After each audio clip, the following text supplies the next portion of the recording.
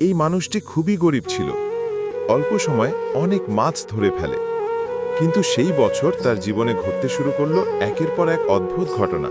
অনেক কষ্ট করে সে এক ঝুড়ি ভরে মাছ ধরল, কিন্তু পরের দিন দেখতে পেল ঝুড়ি একেবারে খালি। রাগে সে গাল মন্দ করল, কে এত নিষ্ঠুর আমার মাছ চুরি করল? তবু হাল ছাড়ল না, আবার নদীতে গিয়ে বসে রইল, আবারও অনেক মাছ ধরল। এইবার আর যেন কেউ না চুরি করতে পারে, তাই সে হাতে বাঁশের লাঠি নিয়ে মাছের ঝুড়ি পাহারা দিতে লাগল।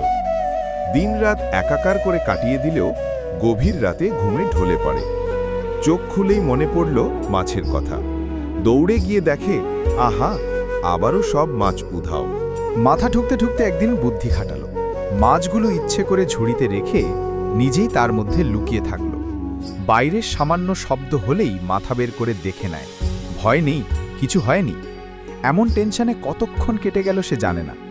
হঠাৎ তার ঝুড়িটা কাঁপতে শুরু করল, যেন কোনো অদৃশ্য শক্তি তাকে নিয়ে যাচ্ছে। চোখ মেলে দেখে সে আর মাছের ঝুড়ি দুজন মিলে আকাশের দিকে উড়ে যাচ্ছে।